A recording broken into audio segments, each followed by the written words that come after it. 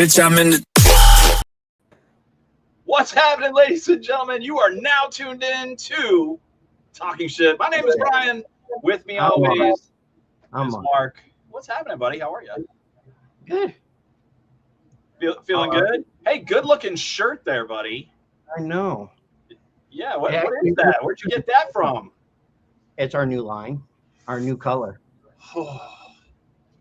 Is that Dooney and Burke, or what is it? Carl Kanai? What are we talking here? What? I can't remember what the actual name of the blue is. Oh, okay. Right on. Hey, Mark. What kind of show we got tonight? Well, first off, we're gonna save the little surprise that we have for next week. We're gonna say it at the end of the show. Okay, sounds good. All right. I went out and I've been talking with this actor. I won't say his name just yet because I know I'm going to mess it up. You don't think it's hard, buddy? I don't think it's hard. I'll say it. If I mess it up, he can come after me. Okay, but I've been talking to him a few months. He was supposed to come on for the military show, but he couldn't because he had to do a movie, which he told us about ahead of time, which I'm grateful for. But I found him on. I started watching him back in I think the early 2000s. I was watching him on a TV show called General Hospital, and it was with my mother-in-law and my mom and my wife at the time. Yeah, she was my wife at the time. You say there was a lot of women in the room, but I'm gonna say probably not. You just wanted to watch GH. Yeah, that's his point. And it was good at the time. I don't know about now. I haven't watched it in a long time. A good show that was. That's right. And that's the other surprise that we have. We have a brand new premiere of a song tonight from Escape the Paradigm. Escape the Paradigm. Yeah. Gotcha. All right. So my wife is in the comments. Oh. It's a true story that he watched it by himself? Yeah, I've watched it by myself. Any which way. You want to bring him on? Absolutely. Ladies and gentlemen, welcome to Talking Shit for the first time ever, Mr. Robert LaSardo. Did I butcher it? I didn't butcher the last name, did I, Rob? Not at all. Right on, brother. Right on. Robert, before we came on to the show, we started talking, and I think a good way to segue into this is prior to you getting into acting, you did something a lot of other brave men and women have done. However, we were talking about it, and there's a piece of us that stayed behind, and a lot of us that did come back. What did you do? Where did you serve, my brother? I was canine infantry in the Aleutian Islands. Yeah, I work with the dogs. I was sent to Lackland Air Force Base to get certified in 1981. Yeah. Mm-hmm. Okay. What was it like working with the dogs, man? Luckily, I got along real well with my dog. He was half Shepherd, half Doberman. And when I was on the island, Adak, it was a listening post during the Cold War. We had nukes up there and all kinds of fun stuff. And they asked for volunteers for security force, we had Marines up there, and we had an air base up. There was an air base up there, and so they had all this top secret stuff, etc. Anyway, long story short, is I volunteered, and then they approved my request shit for security detail, and then next thing I know, they were shipping me and the dog from the Aleutian Islands all the way down to Texas. Yeah. Lots of training goes into those dogs, brother. Well, yeah, luckily for me though, the security detail force that was up there, the dogs are already there, and the dog's name was King, and he's a beautiful animal, man. And I got to spend some time with the dog and develop a rapport with them. You know, my chief petty officer thought it would be a good idea if we hung out together and just, you know, got to be familiar. And then they taught me some basic stuff. So when I went to Lackland, I kind of had a little bit of a heads up on you know, other members of the class, which is divided mostly into Army and then Air Force. I was the only Navy guy in the class. Okay. Yeah, I did some time up in the Fort Dix McGuire Air Force Base. Right around the corner from there was Lakehurst Naval Air Station, and it was right after 9/11 that I got stationed there.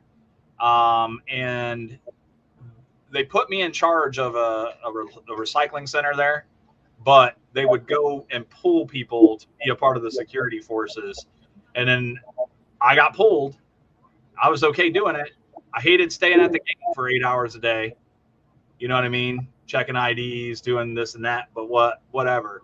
But I had an opportunity to do what they call play catch with the K9. So I put on the catch arm. Yeah, the rat. And I would take off running. And there was this dog that I still remember to this day. His name was Argo. His name was Argo. And this dog got me so good that bite sleeve, he penetrated it.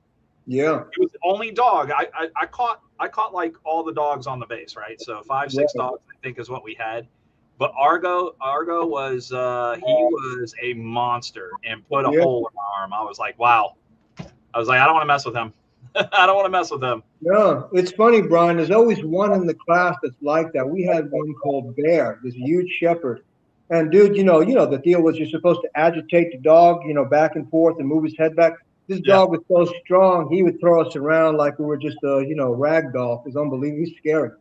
Bear. I remember that dog. I hear you, man. We all had one in the class, didn't we? Yeah. Oh, yeah, man. That's crazy. That's crazy.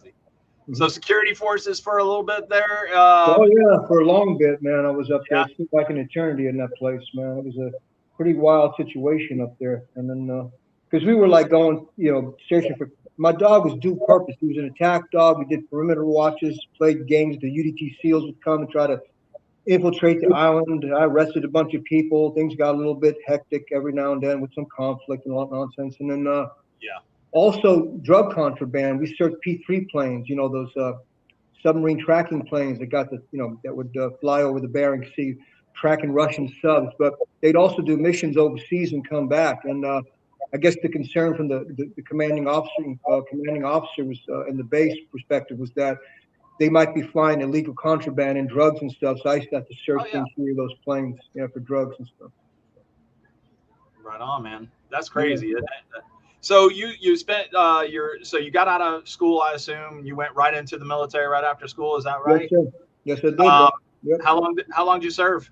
I did 4 years. Okay. And then when you got out, where'd you go from there? I went crazy for a while. Yeah? Yeah, man. You know, it's kind of hard to transition from, you know, military to civilian life, dude. It's like, where'd everybody go?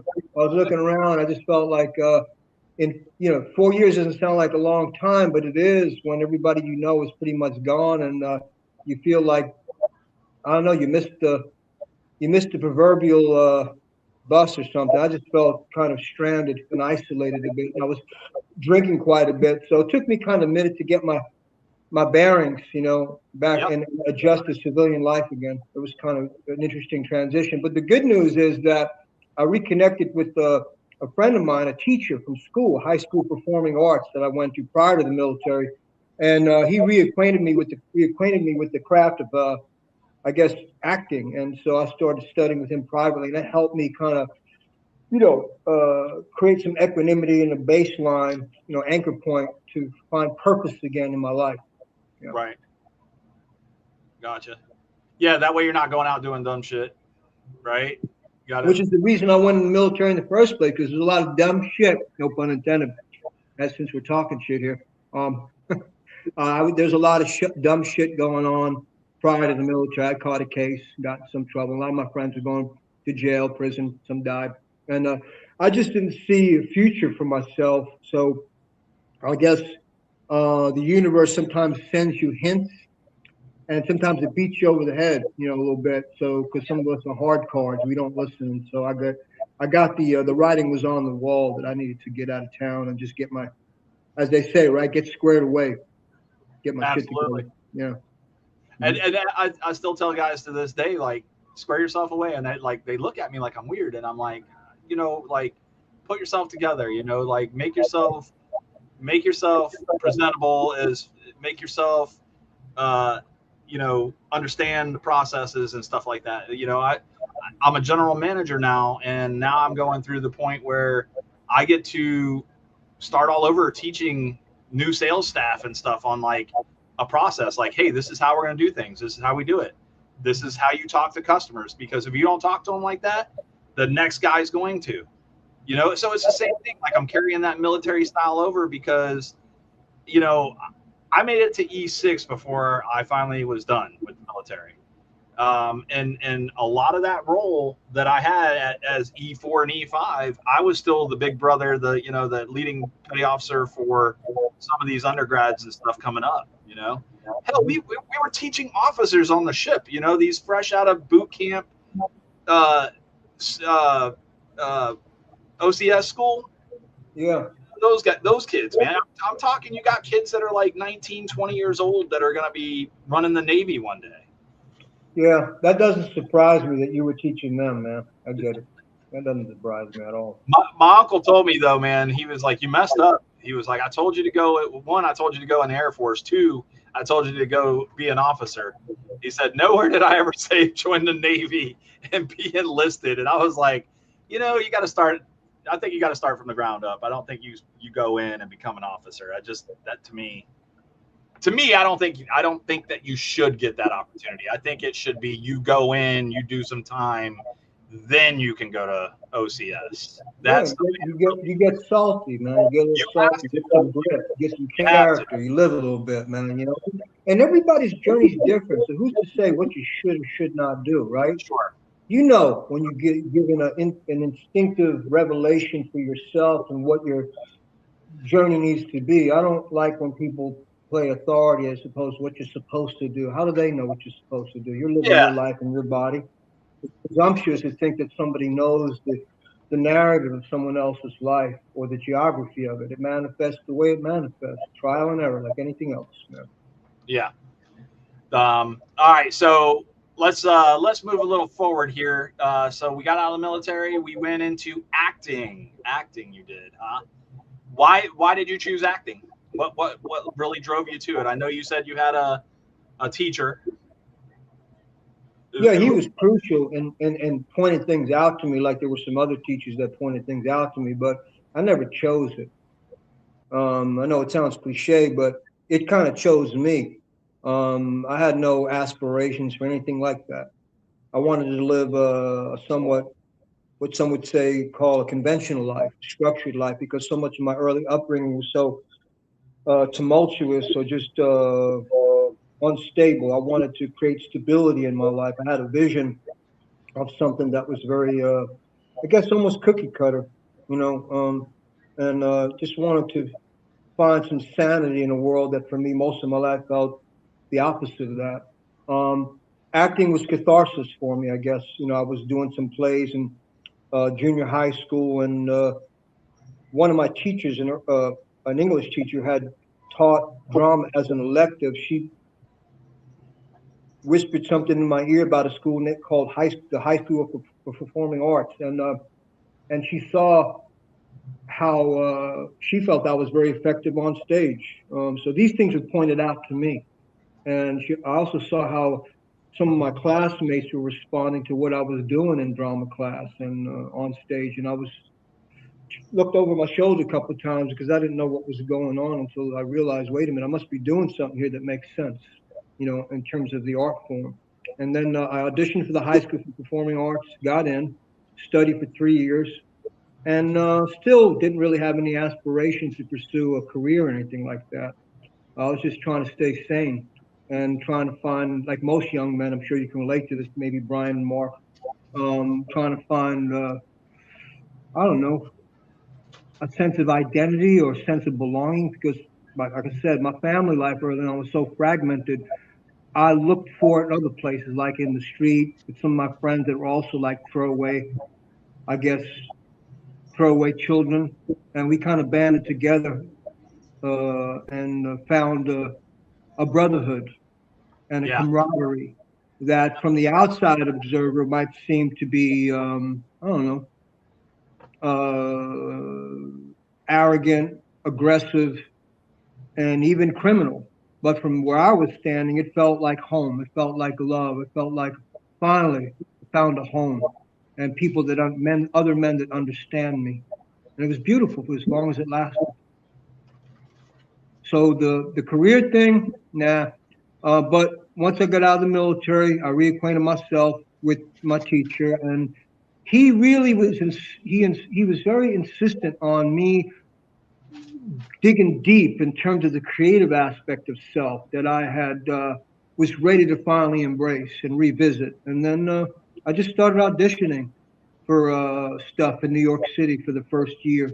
Yeah, got turned down a lot too because of the tattoos. It wasn't popular back then, so it just seemed to me really ridiculous until it wasn't. Until I booked my first acting gig with and then next thing I know, I'm flying out to California to do a Warner Brothers film. So I thought, wait, maybe these people aren't lying to me. My acting teacher wasn't just, wasn't some pie in the sky nonsense. There was some legitimacy to it.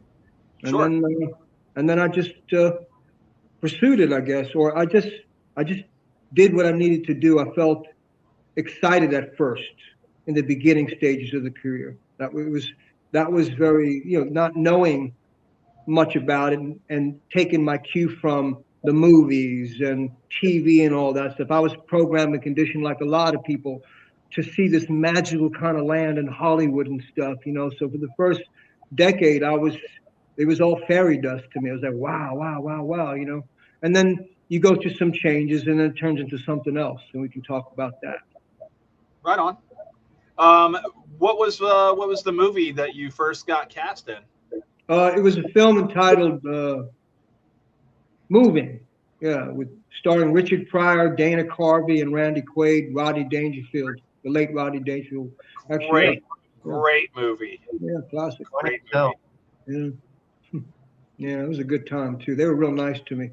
Those guys, they were real nice to me. Yeah. Vanessa says, my favorite, congratulations. May God continue to bless you always. Meredith Brown said the movie, Moving. She called it. Oh, man. What's that? I said hi, Meredith. Must be one of your biggest fans. Meredith is one of your biggest fans. Awesome, man. So I know that we talked also before we came on the show. You've done some television stuff, and Mark is a proponent of watching a television show called General Hospital. I used to. He still watches it. No, I haven't watched it in a while. He doesn't watch it now that you're no longer on the show. Good. No, that wasn't the. No, things came up, and you stop watching certain things when it gets boring, and that's what it was. And yes, the first time I remember seeing him on TV was General Hospital, but he's been on a lot more stuff than I realized when I was looking at his stuff. I was like, wow, it's it started early or late 80s all the way up. Mm-hmm. And most of the time it seems like you play the bad guy. Do you play the bad guy often? I tend to look at the material in terms of I don't get stuck in the dualism too much anymore, like good or bad. I guess my interest is whether the material that they present to me suggests intelligence, whether it's on the left side or the right side, doesn't matter to me. It's just about whether the writing introduces something that's challenging, like what I learned in school, character development. You don't judge the characters, just breathe life into them and make them materialize. And humanity is a very complex proposition. that has both good and bad in it. So I think the more you understand the human condition, especially from the military point of view, and what you and I may have experienced, Brian, and seeing some things, that you start to see things not in black and white. There's a lot of gray. Oh yeah. No, I still, like I said, I still go to to links to, you know, of things from the past to today as well. I mean, like, I have to look at my moral compass sometimes and go, is this the right thing to do? Because I feel like it's not. You know what I mean? Like, you ever get that sinking gut feeling like you used to get in the military? Like, I know they told me I have to do it this way, but do I need to do it this way? You understand what I'm saying? Does that make sense? Yeah, I know exactly what you mean. Some of the things I did up in the Aleutians came under, I guess, come under question in terms of what what they call moral injury. Are you service connected, Brian? Yeah. Yeah, me too. Yeah. And a part of my service connection is the PTSD stuff. And it ties into what you're talking about, this morality issue, or this notion of morality, when your superiors give you orders to do things, and then you find yourself doing things, and then in retrospect, you wonder if what you did carries some kind of consequence beyond what you can easily suss out intellectually. It becomes more, I guess something spiritual, or what people would consider science of the mind, and working through those issues. And that's the PTSD wormhole, I guess. And you can get really hung up on it, or you can let it go and realize, you know what, I did some things. How did I feel while I was doing them? Am I going to reproach myself, admonish myself forever, or am I just going to move on with my life and accept, like the Serenity Prayer? You know, give me the strength to accept the things I cannot change, right? Yeah. Right? Or give me the serenity to accept the things I cannot change, the strength to change the things I can, and the wisdom to know the difference. So, if you can get past that, then you're a little bit freer in this idea of judgment on oneself. You kind of let it go a little bit. So, because there's no future sitting there admiring in what you did. It's done with. It's over with. It just keeps burning a pit right in your stomach, right? So, Just move on, man. You move on, or you don't. I mean, I don't know. It depends on the individual. I can't speak for anybody other than on this guy, but I just know that whether it's in the movies or what people perceive as real life, I mean, these days, morality, integrity is ambiguous in terms of a world that I see as flawed, more so than ever before. I'm not getting political, and a little bit out of control and seemingly on fire, literally, and also in the minds of many who are very conflicted about any number of things, let's just say. Yeah, for sure. Yeah. Oh, yeah, for sure. So, yeah. What was your favorite role? What was your favorite role that you landed? In the commercial aspect of things, the commercial mainstream world, I would say, I don't know, Nip Tuck was fun. Yeah. Nip Tuck was fun. Ryan Murphy gave me some really good material to work with, and then also the folks over at CSI Miami, Jerry Bruckheimer Television, those guys gave me something fun to do. Ghost Whisperer, Jennifer Love Hewitt, that was a good show, and they also provided me with material that suggested a more sympathetic type of character that you could maybe have some empathy for. So those are the first three that come to mind in terms of television. General Hospital also was kind of had a proposition in the early stages that could have provided me with all sorts of layering, had not the agents, messed up the deal with ABC. But that was Robert Gusa, I think, was the head writer at ABC at the time, and he offered me a work order on General House, where I was supposed to play a priest for an indefinite period, and he stated that he saw within me as a human an inner conflict, and he thought it'd be curious and maybe interesting for the audience to intriguing to the audience to watch that character, Father Mateo, struggle with that spiritual conflict, and not the audience not knowing, is he an evil person, is he a moral man, or is he a little bit of both? And that was something that I'll never forget, because it was it just, even though it didn't materialize to the full length of what it could have been because of the politic play of the agents, but it just showed me that some of the people in power at that time recognized a quality and an ability that I had to manifest more than some caricature developed in the mind and developed in a small-minded writer, you know? Yeah. You ever feel like that maybe later in the career they were trying to typecast you as a certain type of character? No, I actually feel quite the opposite. Okay. I feel that the mainstream, because it plays to stereotypes and basically superficial propositions of how things appear, and plays it safe, at least in the timeline of the movies I was in. I'm not talking about films in the 70s that were a little more cutting edge. I'm talking about the timeline in which I worked in mainstream. It seemed like they just want to put everybody in categories, and so much of casting is typecasting. Now, as I look at this thing within the last 10 years, independent filmmakers who grew up watching me appear on shows and in films, they're not as uptight and narrow in their perspective regarding the art form and in movies especially, and have come forth and offered me things that in my wildest dreams I never would have conceived of. Not that I didn't have the ability to do it, I just never saw the mainstream being brave enough to allow someone like me to manifest certain types of characters, like a psychologist or a brother of a sister who's in need, who needs someone to help her.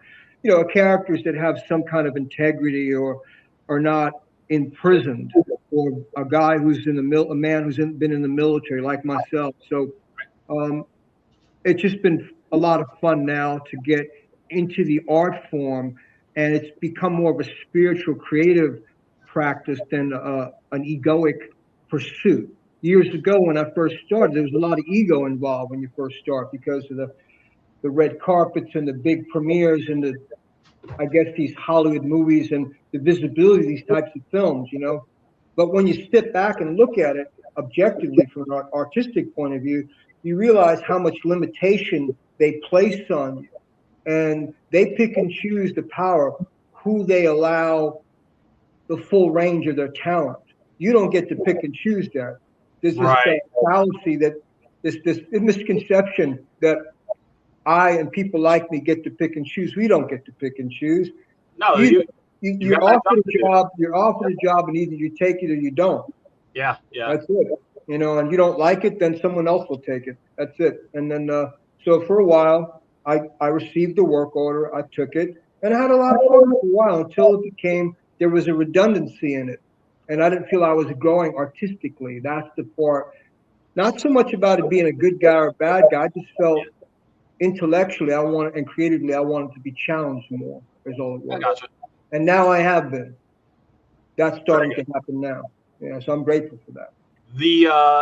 Has there ever been a role that you passed on that you were like, it's not fitting to me? And then part two of that question, is there any roles that you were close to getting that you missed, that you wish, hey, I wish I would have done something a little different here or something? I used to get hung up on regret and wish I could have and should have and all that. I don't do that anymore, because I realize that the people making decisions aren't as intelligent as I imagine them to be, and some of their decision process has to do with how things appear and how they envision. It has nothing to do with me. So no, I don't really think about that too much. If it wasn't meant to be, it wasn't meant to be, and move on. I let it go now. I don't surrender my power to those people anymore, because I've gotten to know a few of them, and I see how arbitrary and unjust the decision process is. So no, I don't. No. And then in terms of passing on roles, yeah, I passed on quite a few things, because Just didn't make sense. The money wasn't right. I didn't feel comfortable with the material, etc. Okay. And I've been around long enough, man, that I can look at something. It don't take me long to suss it out. You know what I mean? Right. I can figure it out whether it's going to be a good fit or not. Yeah. And then I'm going to ask this question before we go to break. Do you have a favorite location for shooting? Like Hollywood, New York? I know you've been in Texas. Have you been to Florida? Yeah, I have. Okay. I shot movies there. Yeah, I've shot movies there too. Any locations that you liked? I would say no. I don't know. Well, I don't like being in extreme climates, man. You know, so not Florida. I mean, I don't like extreme heat or extreme cold, but you know, I don't know, man. That's you know. Let me think about that for a second.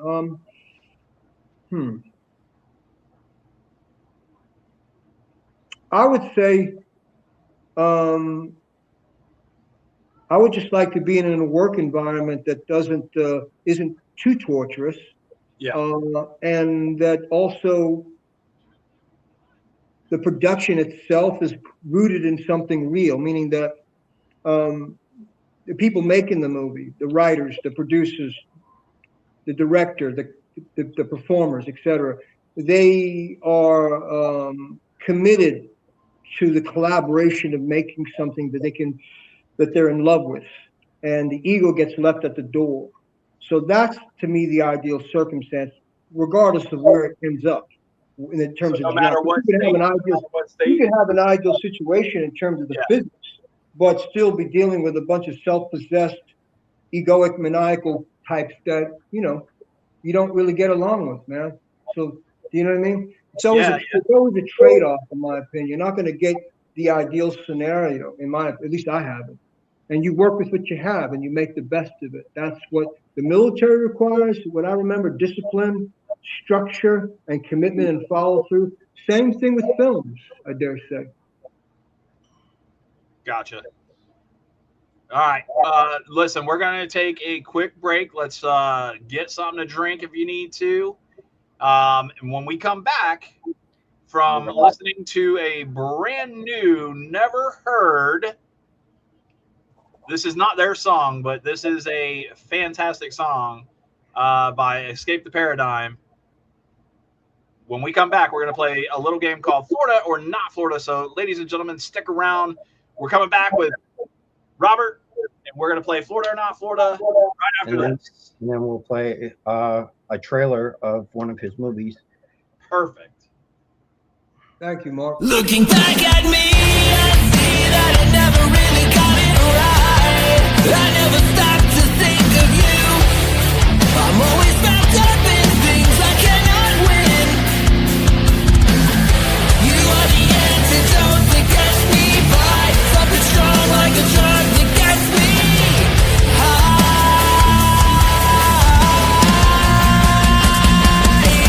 What I really meant to say is I'm sorry for the way I am. Never meant to be so cold.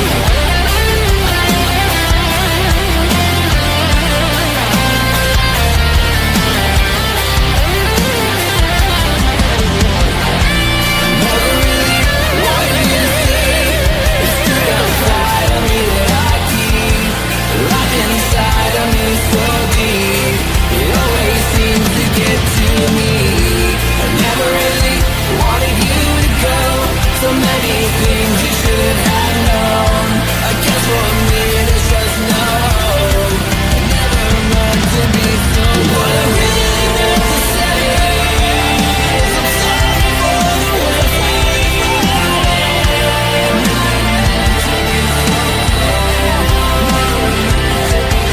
What I really meant to say is I'm sorry for the way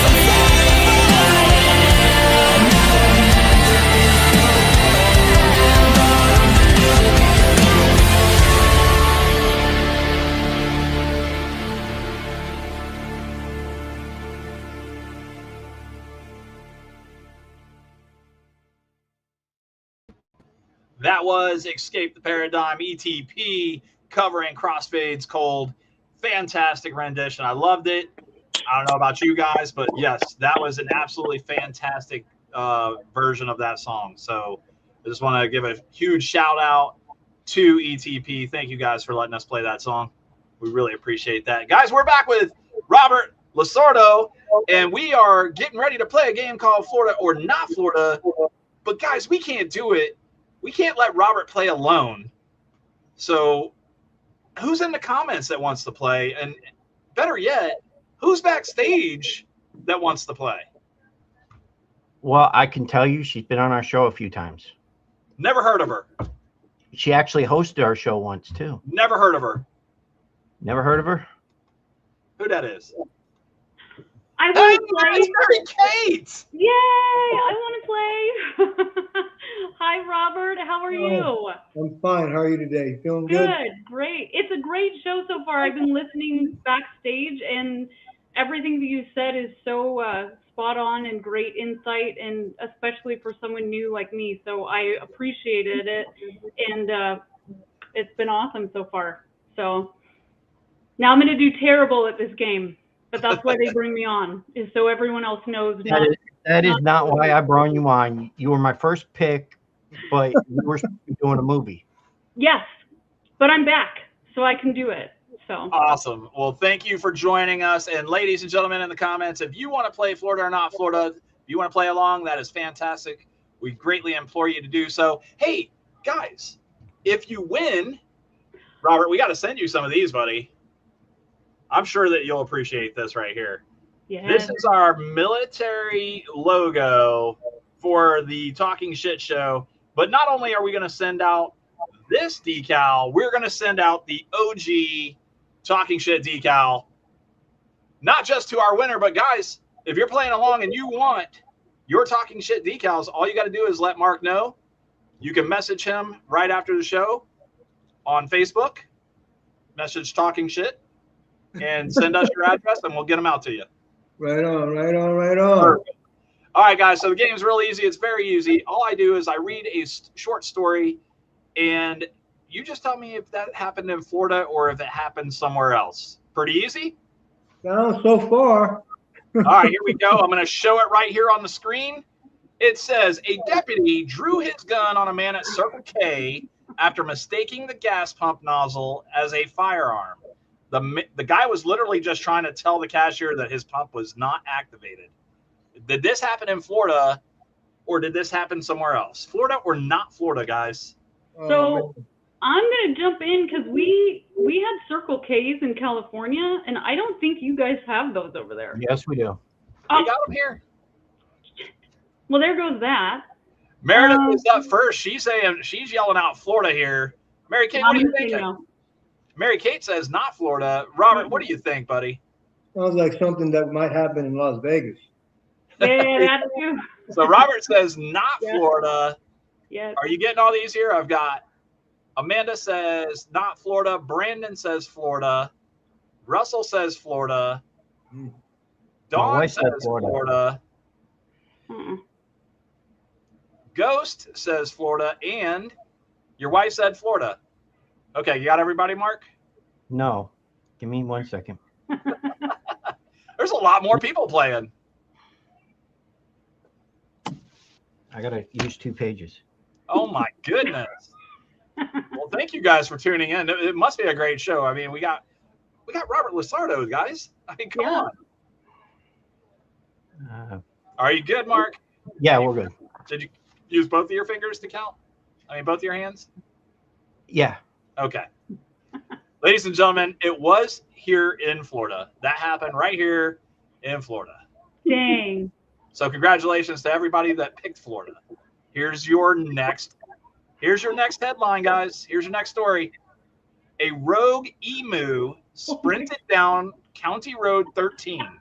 Deputies chased it, lassoed it, and handcuffed its legs to render the talons useless. Charges against the emu were dropped. This is my favorite question you guys have ever asked, by the way.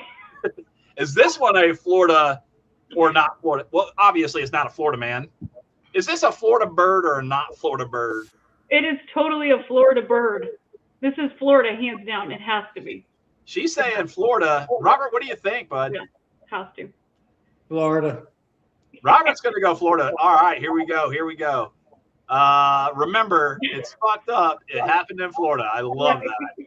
So she's going Florida on this one. Meredith has got Florida. Your wife said not Florida. Mm-hmm.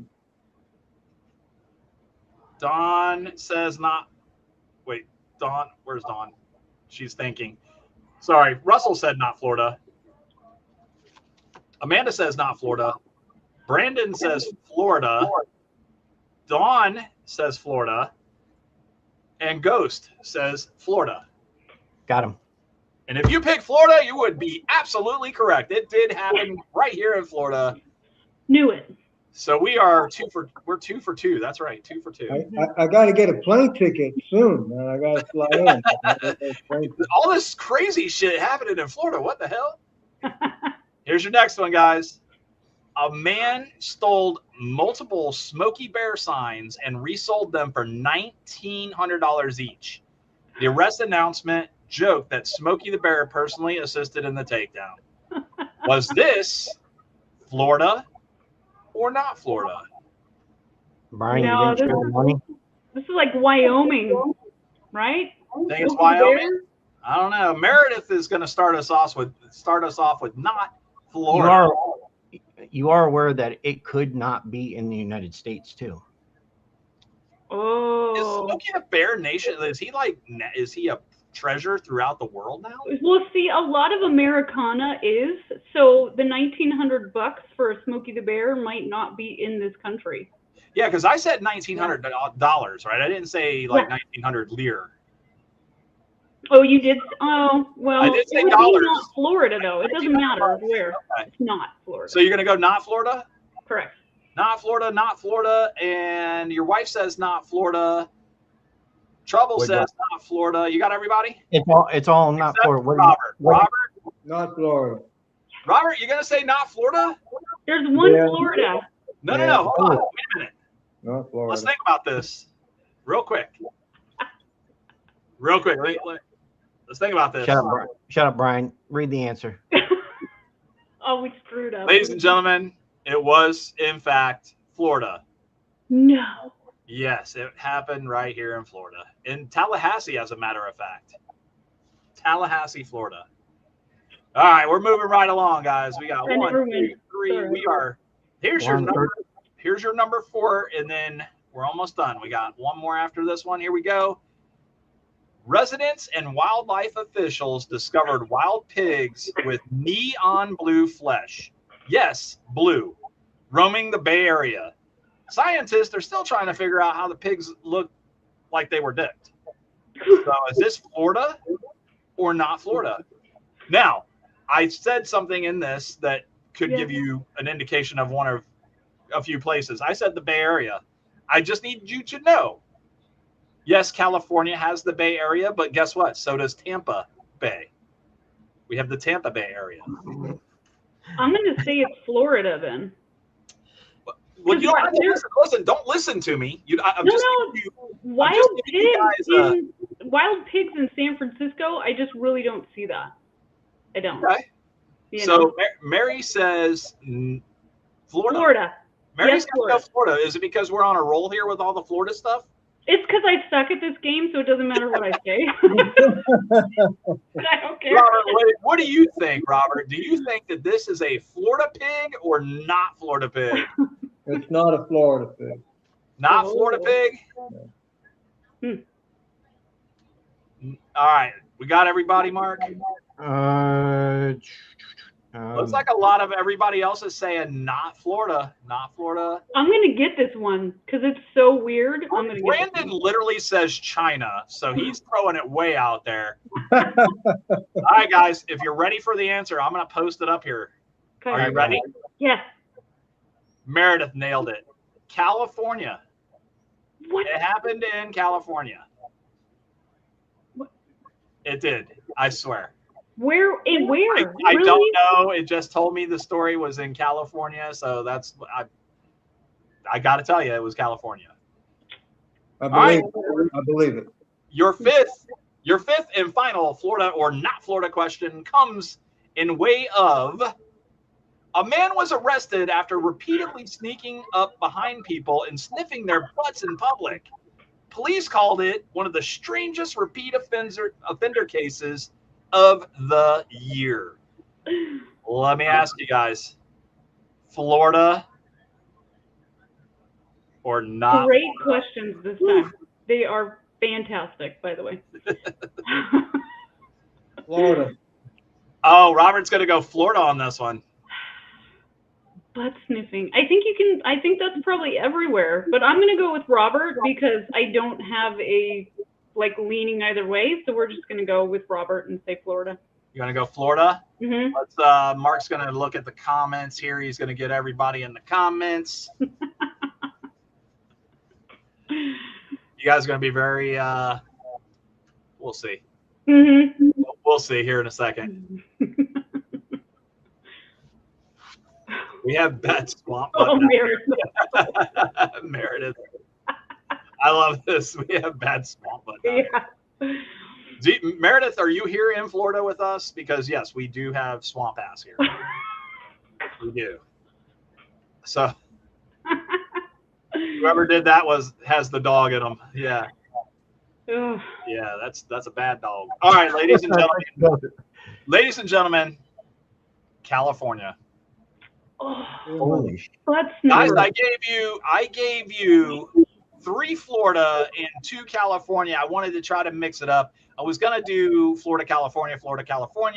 However, the way that these stories popped out to me and all the Florida ones that popped up first, I was very, with the emu thing, just so you guys know, I was like, how? What the? Where? So. Yeah, they were good. Good questions. Bravo. Yeah. I think that they were good selections of Florida or not Florida this time. Well, Mary, listen, thank you for popping in to play against Robert. Real quick, before we let you go, Yes. I see some clown stuff going on behind you. Oh, yeah, it's just me in my blankie. There I am right there. Yeah. Yeah. And then how do you know Robert? So we've actually worked on a project together, but we weren't on set at the same time, which was heartbreaking for me. So we'll have to remedy that one day. Yeah, we will. It'll happen. Mm-hmm. It'll happen. And then I also know you guys probably already talked about American Trash already, which is a wonderful. No, we have not. We have not talked You about it. guys need to. We're going to be talking about it next because that's the trailer we have. Oh, perfect. Sorry, I won't ruin it You're then. good. You're good. And Yeah. it's a good movie too. Yes.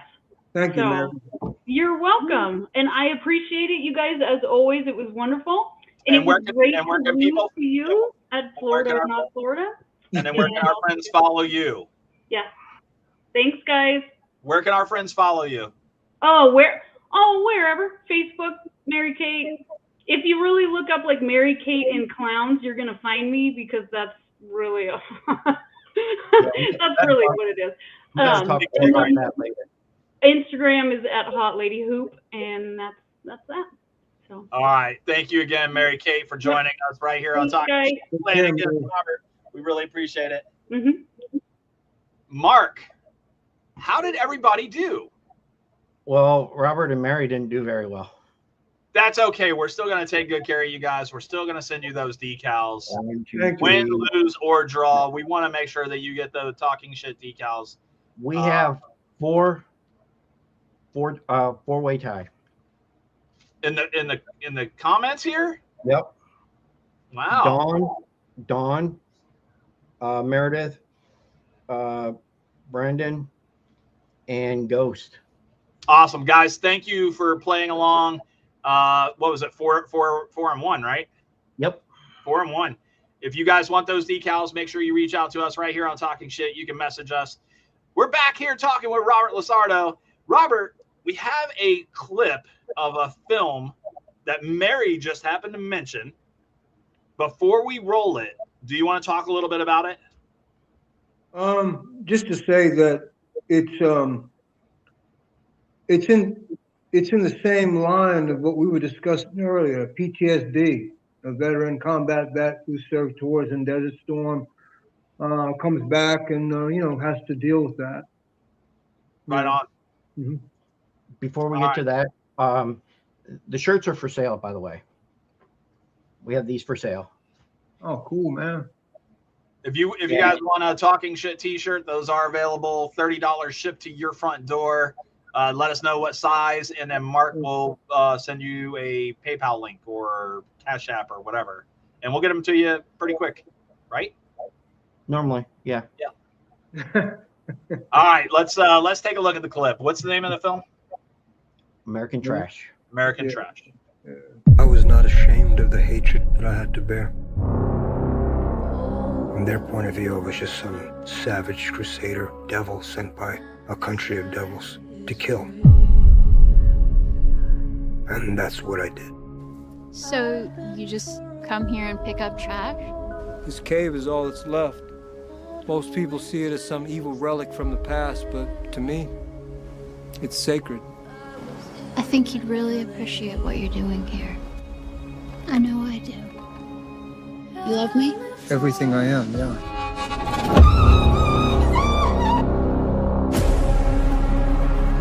I got a call that no one showed up. This is Mandy. I'm Melissa's sister. Can someone please just tell me what happened to my sister? Don't get wrapped up in the hate, my man. It will blind you. I'd like to know what's happening with the investigation concerning Melissa Maddox. The investigation is ongoing at the moment.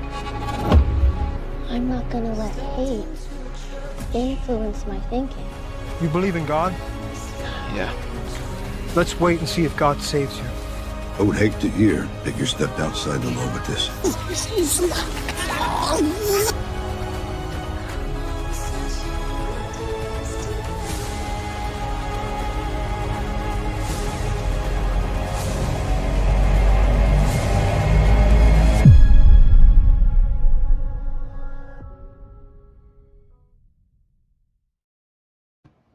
Damn, written, directed, and acted in that thing, huh? Yeah. Wow. So you put yourself to work, don't you? Yeah, I was compelled to, it's one of those things, just couldn't help myself. I tend to do that sometimes. How'd you come up with the storyline for it? Well, I've been telling people for quite some time now that I was sitting in the car looking out at the ocean when I lived in Malibu, and I saw this family come up and, this seemingly beautiful landscape of the ocean and the water glistening, and then they started wiping the sand off their feet and everything, and left the tissues on the ground. And I thought, well, what would happen if some neo-hippie type came up to them and called them out while they're, getting in their SUV assault vehicle, and what would happen? But that was part of it. But I think it was more about just my affection for Charlie Manson. Yeah, I'm not going to lie anymore, or not lie. I'm not going to bury that. I think that I've had a tremendous affection for not only his music, his philosophy, and the fact that he was an environmentalist and that he founded an organization called ATWA, Air, Trees, Waters, and Animals. And I just felt that the whole court case around his trial was a zoo. It was nonsense, and I'm not necessarily a believer in Vincent Bugliosi's book Helter Skelter, and I don't think Tom O'Neill, Nicholas Schreck, and what's his name, George Stimson wrote Goodbye Helter Skelter. There's a lot of us who feel that even though Manson was a criminal, he wasn't a choir boy. and he admits it. But I don't think he was any kind of serial killer. So I thought it was important to, since I've been portrayed as this kind of proverbial monster or bad guy, as you said, or this negative frequency thing happening in movies and television for so long, I thought, well, I'm a veteran. I'm not a convict. And I've read a lot of books on the case. I've read court transcripts. I've done years of research on Charlie Manson. I came away with something very different. And so I thought it was important to make a film that included a lot of his audio narratives of him just talking that weren't doctored by mainstream media to make him look crazy. So I wanted to integrate that into a story that also combined an element of two people that fall in love that have a commonality with Charlie Manson, and they felt the same way about him too. So this woman, Melissa, and Millis, the character that I portray, they meet at the cave in Chatsworth with Charles Manson and a lot of people that used to play music there that they call the family would hang out. And I wanted that to be the nucleus, the genesis of the story to start from. And then combine that with Charlie Manson's ideology and philosophies about how the world's going to hell in a handbasket because his apathetic perception about life itself and the puking off and the pollution and everything. And then I thought it was important to tell a story like that. I still do, and I stand by it. And I stand by Manson, regardless of what anybody thinks. Did you see this one, Mark? Yes, I did.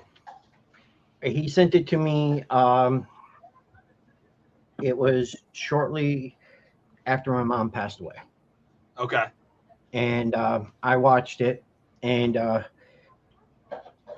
I liked it. It wasn't just the PTSD about the military. It was PTSD about what happened to his girlfriend, and it all comes together.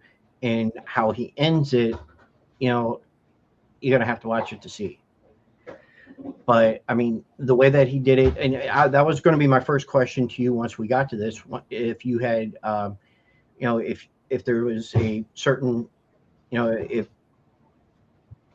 it was Manson, if you had, if you thought about what he did and stuff like that, if he was, everybody seems to always have their favorite, serial killer or something. And I'm not saying that, that's why you liked him or anything like that. I'm just saying that everybody has a certain one. I've watched a lot of stuff on Ted Bundy and John Wayne Gacy. Those are the two that, click the most with me. And but the movie itself, the way it goes and all the acting, the writing, everything was on par.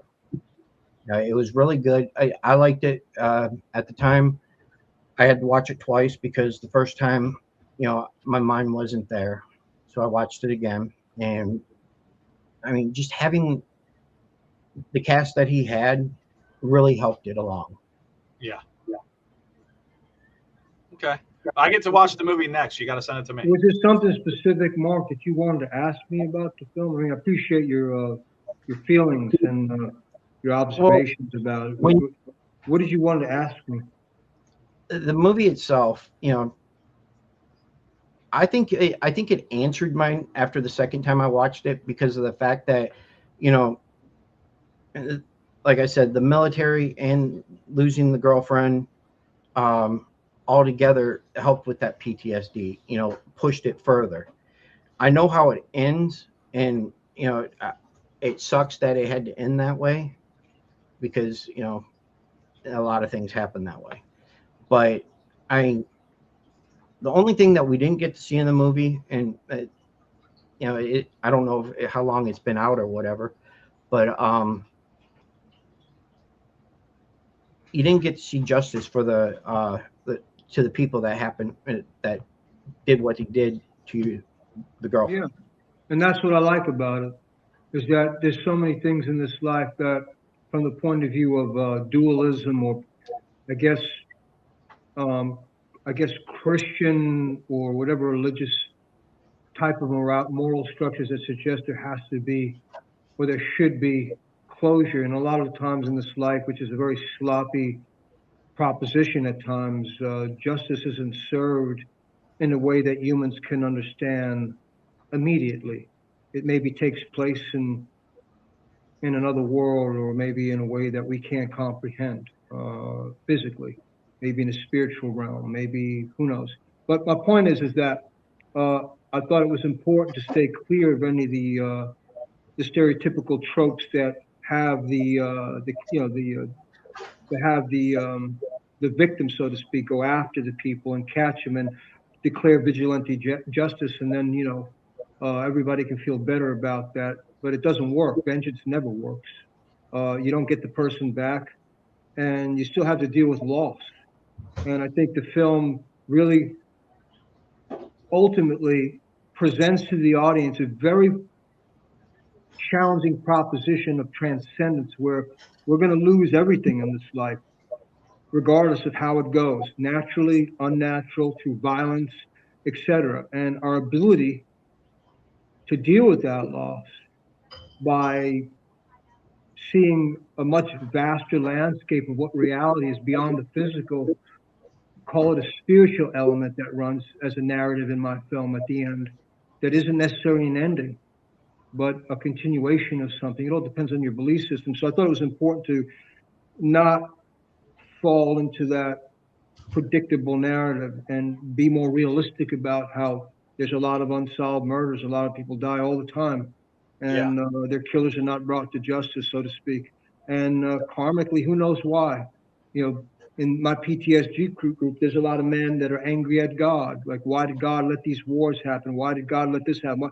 And I don't know if I look to God or a higher power necessarily for answers, as much as I look at humanity as in its apathetic approach to things, and how men and people in general can sometimes not treat each other kindly, and how all sorts of unfortunate things occur in our current situation, in a very volatile circumstance in the United States and around the world. So, I just thought, why not keep it real and not make it an action film, not provide an opportunity for me to play I think some people were expecting a very high adrenaline, fast-paced, go get them, kill them, go crazy kind of thing, where they could live vicariously to that kind of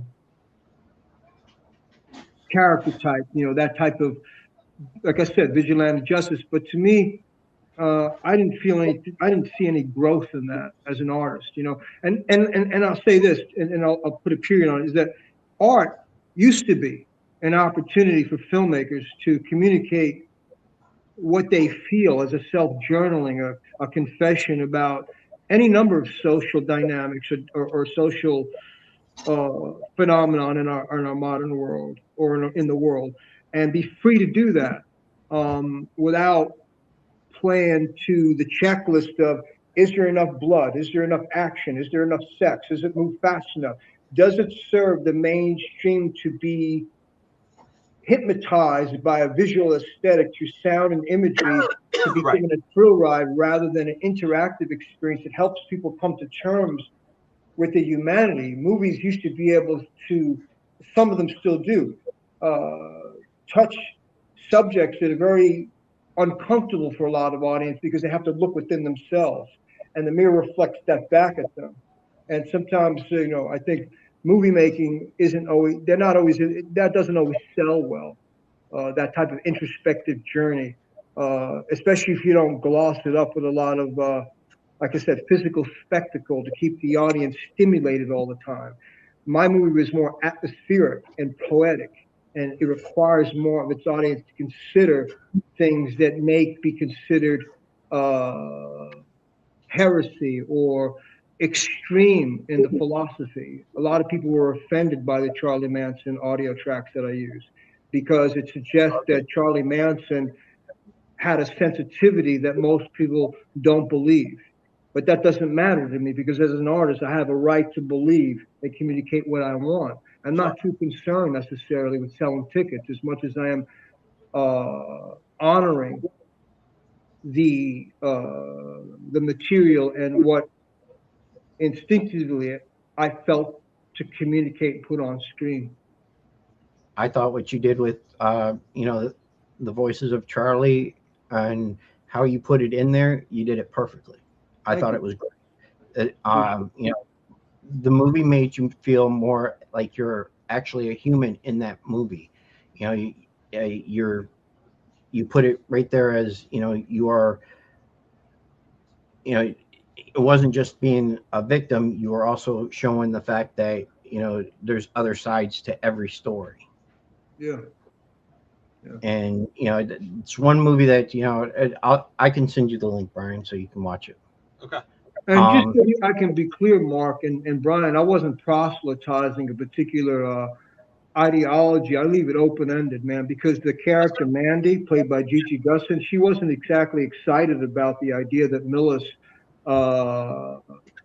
Melissa's boyfriend, who was her sister, Melissa was Mandy's sister. She wasn't necessarily happy to know that Millis was a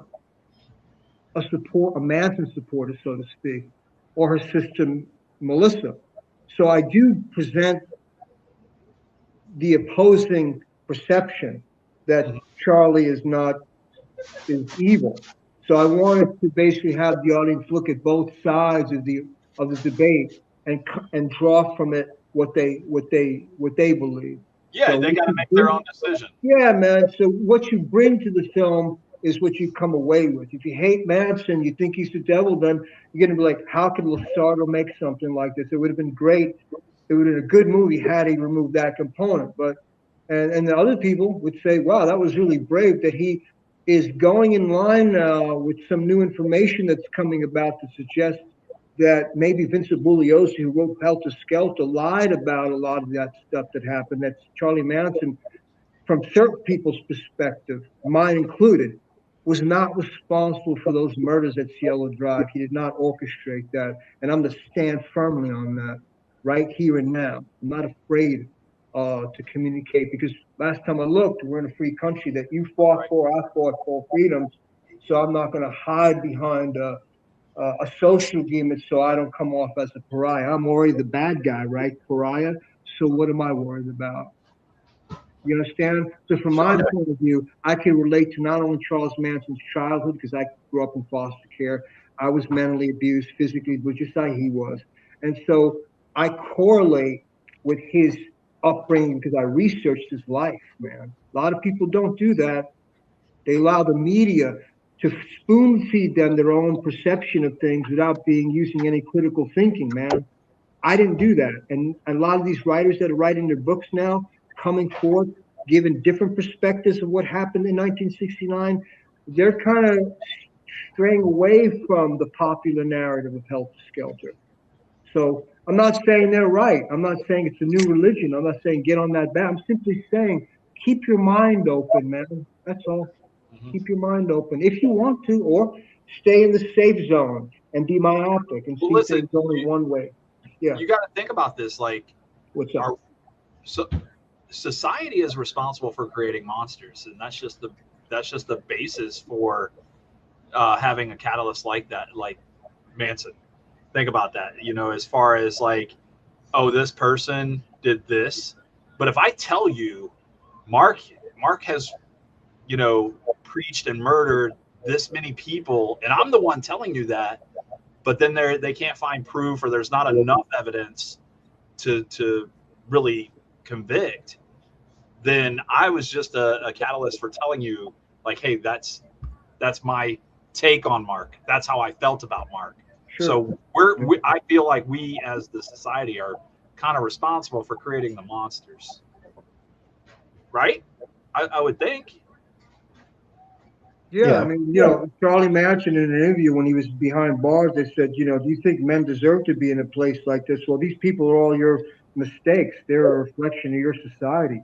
They're just reflecting you. The people in here are just your failures as a society, more or less. So, I mean, it's a broad stroke statement that could be argued clearly, but I agree with you that there's a certain amount of responsibility an individual has to take for their own actions, clearly. But then there's another aspect of it too, that when people are circumstances are so severe in their lives that they shape and create the trajectory of how they move through life, then, I mean, you can play blame game all day, but I think what I come away with is that we have to have some empathy. I mean, if you look back 2,000 years ago, and I'm not getting religious or nothing, a lot of people that are faith-based oriented would look at Paul the apostle and other people as inspirational thinkers and saints. But the reality is Paul was put to prison. Peter the apostle was crucified upside down. Nixon opened China. He also was responsible for a war in Vietnam where a lot of my brothers and guys in my PTSU have to serve and don't understand why that happened. And they did their duty. But so, is Nixon the serial killer? Is some of the people in office and power? I'm not saying yes or no. I'm just presenting a question that whether it's the pedestrian model of men who grow up in socioeconomical depravity, so to speak, or a disadvantage, and then the people that go up with the advantage, who appear on the surface to be proper, correct, and leaders, are they the counterfeit? So it gets kind of become a convoluted mess, but it isn't when you look at the result of the society now that seems to be at war with itself. The helter-skelter that was been predicted has manifested in terms of a lot of fighting going on over culture, religion, etc., which I'm not going to go into. I didn't create that. It's happening seemingly all by itself. Manson didn't start it any more than he started the Vietnam War or ended the 1960s. It just ended. Haight-Ashbury collapsed because of the mafia, the drug dealing that went on, and how the hippie movement was depreciated into a cesspool of enterprise to make money off of methamphetamine and other drugs and turn that utopia into the opposite.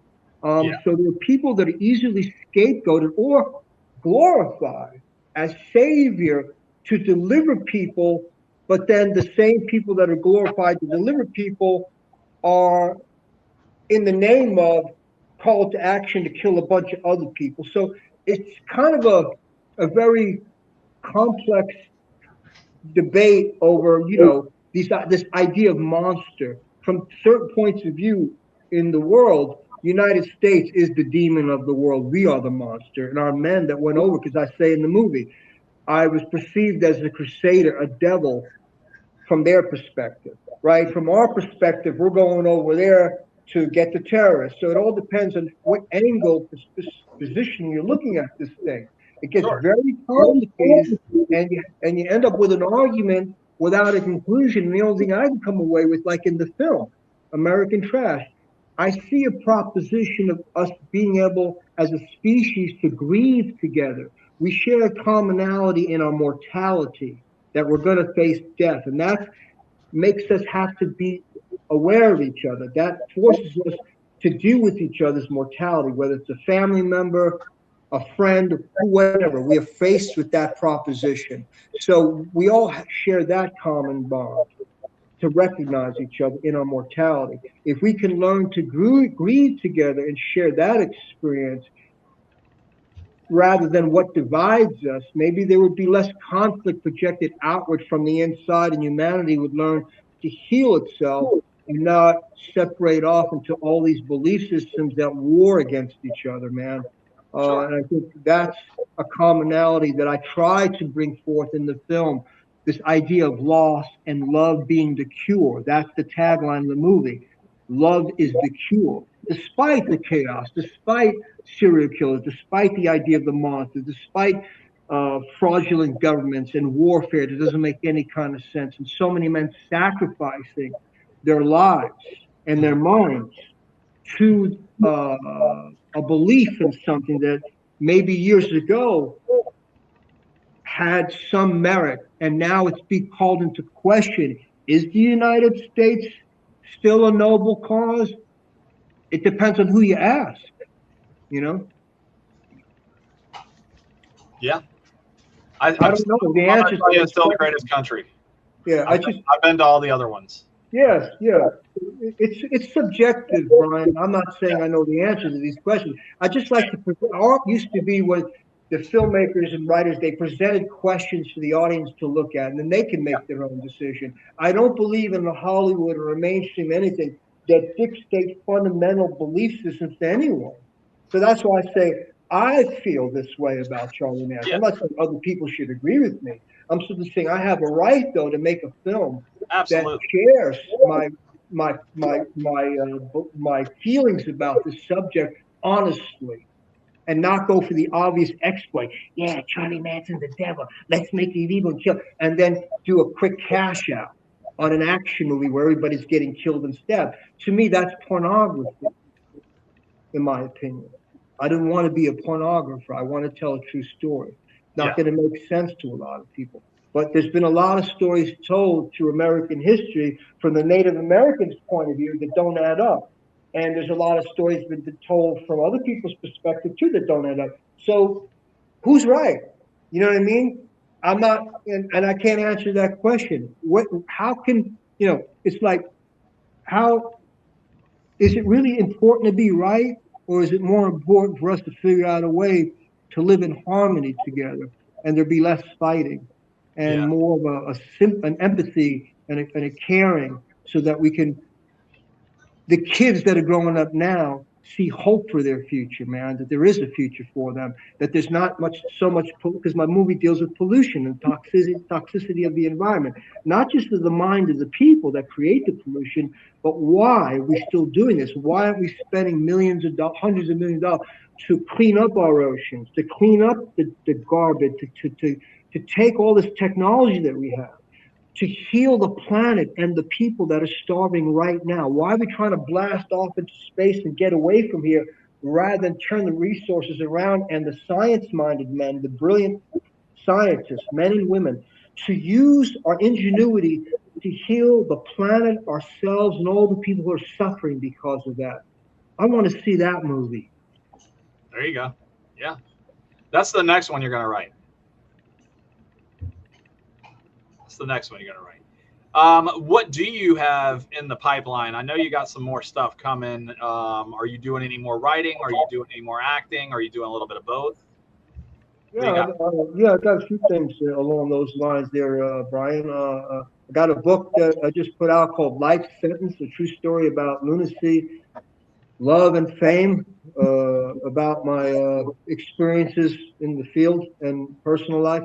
And then, there's some movies coming out, Bikers and Werewolves. It's a horror action film, and I always blank on another movie with called Love Me Dead with R.J. Mitty from Breaking Bad that comes out October. It's a psychological thriller directed by Josh Weber. I can't. There's another film called Hypernormalized. I play a psychologist in that. It's about a guy who's a shut-in who has visions of terrible things, and he's he's an agoraphobic. He's afraid to go outside. He believes that, he still believes COVID is running rampant, and it's a social political commentary about a dire proposition of where our world is headed. And I was so glad that Justin McConnell, who wrote and directed this and stars in it, allowed me to play his psychologist who helps him deal with PTSD. That's coming out. So there's a couple of things that are a bit different that I'm excited to be a part of, I guess, that suggest some creativity and insightful minds behind the camera. And then writing. No, I don't want to write for a while. I'm kind of taking a break with the writing. I'm trying to put something out called Manson's War. It's a little more aggressive approach to the subject that I was just talking about. Yeah, absolutely. And, but we'll see. Okay. Other than that, I'm just trying to, in between all that jazz, I'm just trying to breathe and enjoy life, man. Good deal. Enjoy life. Be grateful every day. You're a veteran, and you appreciate that. You wake up every day, no one's shooting at you. You're not on fire, and right. you got food available, right? You got a roof over your head. Thank God, or whoever. And then So I guess counting my blessings, right? Being grateful, gratitude is key, isn't it? It is. I got a phone call today from the VA because I've got to go in for my annual, and I went in and I did my blood work, and she asked me, have I haven't had any changes? But you want to know the one thing that they just started recently asking, and I'm not sure why. Are you afraid of losing your housing? And do you have food in your house? Yeah. So I don't know. Have you? Yeah, they sent me the same thing. Yeah, I got it too. And I got it in my healthy vet. My healthy vet sent it to me. My healthy vet. I got a message from them. Okay. Yeah.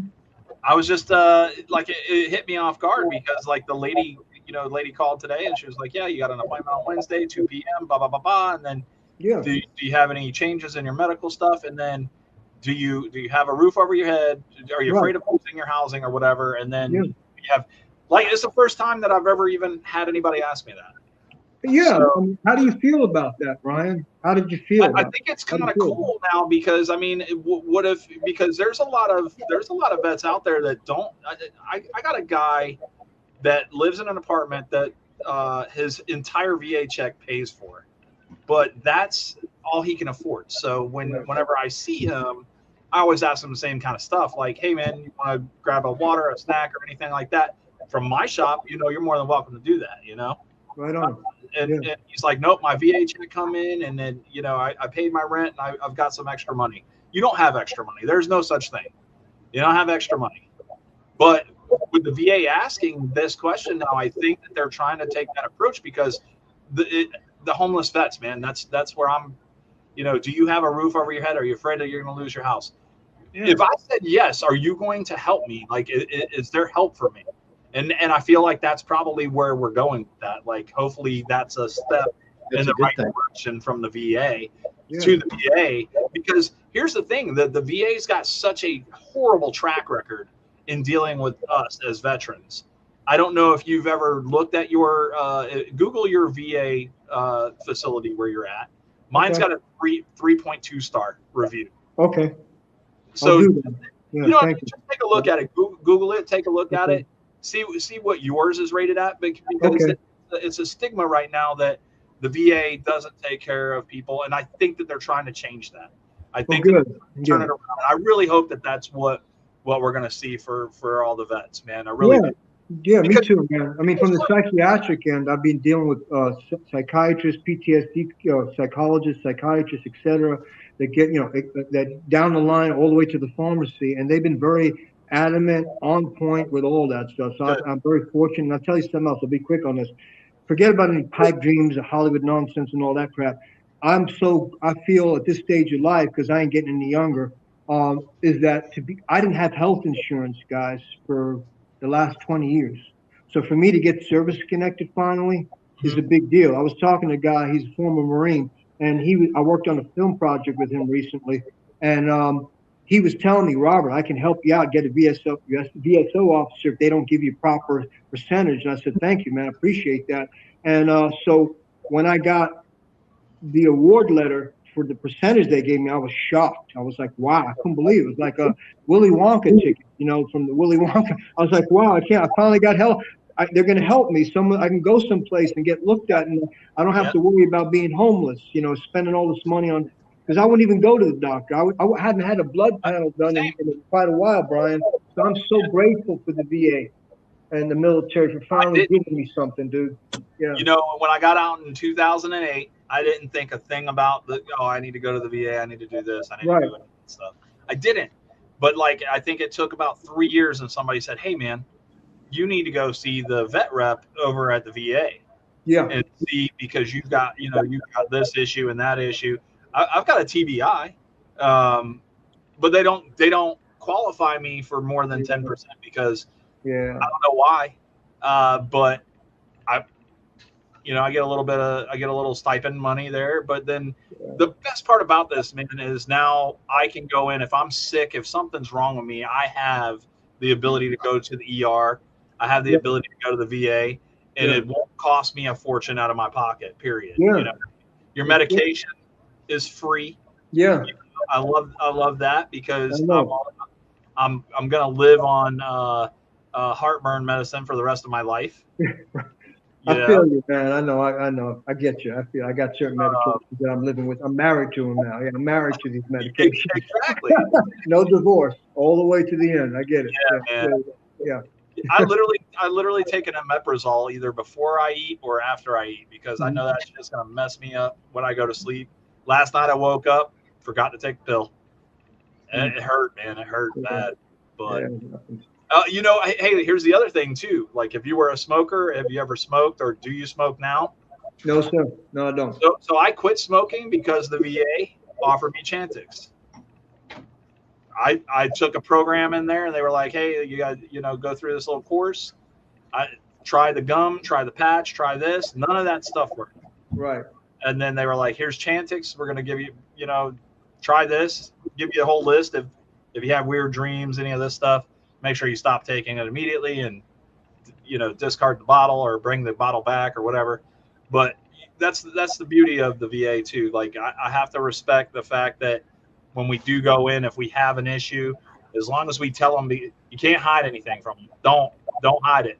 If your big toe hurts, tell them my big toe hurts, because you might have gout. Yeah. So. Yeah. But anyway, Robert, it is, man. Hey, man, thank you for your service, brother. I really appreciate you. Yeah. Absolutely, anytime. We ask you for an hour of your time, man. You have been super humble.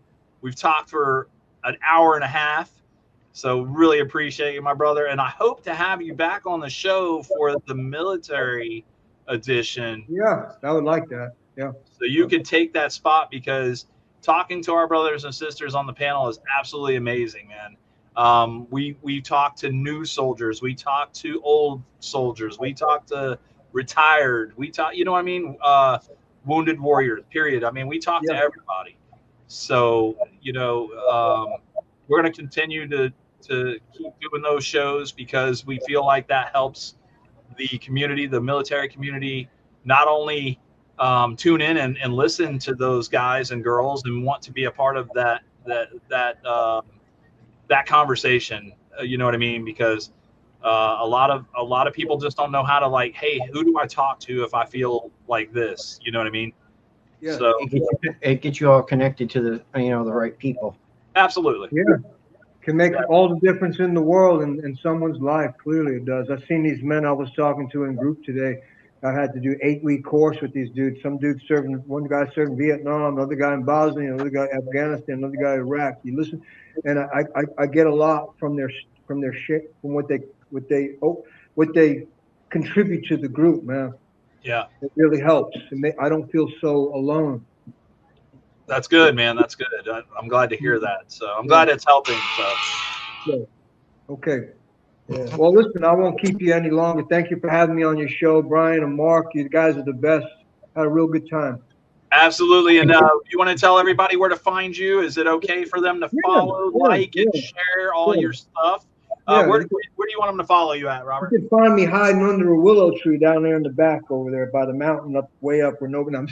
I like to go hiking sometimes. I'm bad at this stuff. Okay. I guess I'll start with the book, Life Sentence. You can get it on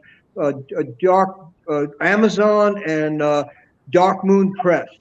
That's the publishing company, Dark Moon Press, and then you can get it on Amazon. And then the movies, you'll see them. They're coming out this year. Love Me Dead, Bikers and Werewolves, and Hypernormalized. Those are the only 3 I can remember. Forgive me, filmmakers, if any guys are watching this, I forgot to mention something, because there's a few of them. And I'm not trying to say I'm that important. I just can't remember anything anymore, man.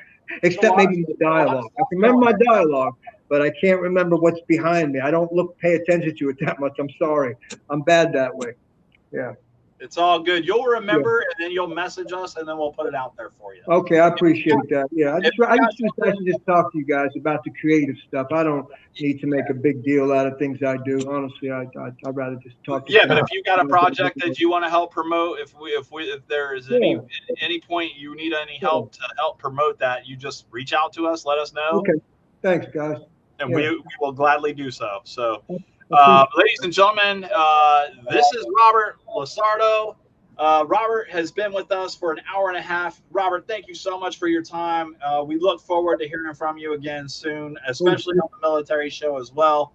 Yeah. Buddy, if you're ready to go, man, we're going to wrap it up right here. Mark and I are going to stick around for a minute because we got something very important to talk to the crowd about. Okay. I don't know which button to press to get out.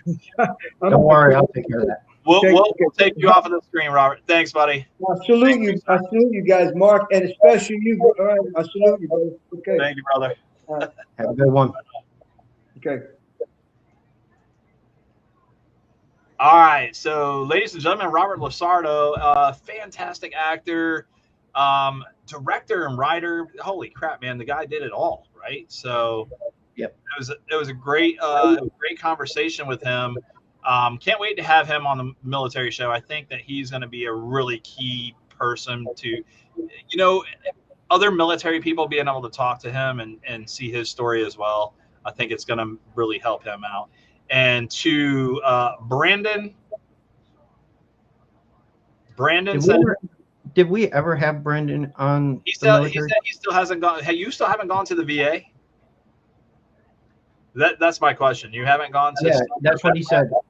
That's what he said. I still haven't gone. Go see your vet rep. Go to your local VA and ask who the vet rep is and sit down with them. They'll pull your medical records. And if you had a headache in the military, you could probably get lifetime prescriptions of our favorite pill, Motrin, 800 milligram. Go see the damn VA. Go to your vet rep at your local VA. Speaking of, JJ Grow used to be my vet rep, and now he's running for a Senate seat or something like that. Wow. Did you know? Yeah, JJ Grow used to be my vet rep back in when I first moved here back, in 20. Yeah. So go see him, Brandon. Go see him. Just that way, if you get some service connected disability, you're going to get your medical stuff taken care of. You don't have to come out of pocket any money. That literally saves you, especially if you got like a truck payment like I do. So. Oh, so they pay for that, huh? No, I don't know what you're talking about. So Brian. Yeah, man. I got a phone call last Thursday night. Yeah. Last Thursday night kind of sucked because we were supposed to have Bo Bice on, but that didn't work out for us. But I got a phone call from him. Oh, you did? Okay. Yep. And so he told me to call him back on Tuesday. I called him back on Tuesday, and he said, look, I feel bad. And he told me that on Thursday too. He felt bad because, Wi-Fi connection sucked and he could not get, so that's why he called me. It was a little late when he called me because I don't think he realized that we gave him my phone number anyways. Well, I talked to him. He said that he wanted to do a live in-person show. We get to meet Bo Bice live? Well, hold on. We didn't know what day we were going to do this on. Okay. So we decided that today, when I went up there to your work to talk to you, we told him to pick a day. He didn't really pick a day, so I gave him a day. So we're going to be doing 2 shows next week. Which 2 days? Tuesday and Thursday. So Tuesday we're going to go live? We're going to go live. And we're going to do it live on location? Yes, sir. Guys, if you're going to watch this show, I'm going to tell you right now, we're probably going to have some hiccups, but hang in there with us. If we come on at 7 p.m. special start time, because we're going to try out our new camera. Mark, did you get a tripod? I will be getting one here. You absolutely failed. No, well, I was looking at some, but they didn't have any at the youth ranch. Okay. So I will get one before that show even goes. We're going to be doing a lot of stuff. We're going to be asking a lot of questions. We're still going to allow you guys to ask questions. We'll have a laptop or 2, and we'll go from there. And then on Thursday, we have 3 people who are going to be on the show. We're going to have one that hasn't been on the show and then 2 that's been on the show. One that hasn't been on our show is from Sick and Twisted FX, and his name is Tom Smith. We'll have actress Amber Brooke. Yes, and actor Clifton Taylor. I know Clifton Taylor. I know Amber Brooke, but I don't know this FX guy. No, but he does really good work. Okay, good. And they're going to be talking about Sick and Twisted Anthology. Okay. So we'll get to hear more about that. And I'm hoping that we can get a lot of people to tune in on both shows. Oh, and we got some kind of goal going on. So if you guys want to go reach out and tell your friends, Mark's saying that every time we get an extra 1,000 followers. Views? Yeah. What do we need? Views? Followers? What you want? I want followers. I mean, views would be great too. I don't care. So we're at like 400 new followers. 432 as of tonight. So we're at like 432 new followers. So we need another 600 and. Well, to make it to 2,000, we only need about 400 more. To make it to 1,000. To 2,000, and then after that, once we hit the 2,000, everything after that will be 3,000, 4,000. Mark said something about giving some stuff away for free. So you guys reach out and tell all your friends, come and watch this terrible show. Terrible. What? I think good. What are you talking about, Mark? This is the #1 rated podcast on YouTube right now. Did you know that? Me neither. I was about to say, are you dreaming again? Everybody else to believe it. But like I said, we'll be doing 2 shows next week. So guys, tune in on Tuesday at 7 p.m. Right? Next Tuesday at 7. We're gonna be live on location, so bear with us. We're gonna have a couple of hiccups there, and then Thursday back here at our normal time as well. So if you didn't get enough of us tonight, you're not gonna get enough of us next week either. And anybody that's still watching, because most of the time they normally tune us out by now. If you would like any decals from us, just send me your address and we'll get it taken care of. Guys, thank you so much for tuning in tonight. Mark, if you're good, I'm good. I'm good. Ladies and gentlemen, from us here at Talking Shit, my name is Brian. I'm Mark. And we're out of here. Have a good night, everyone.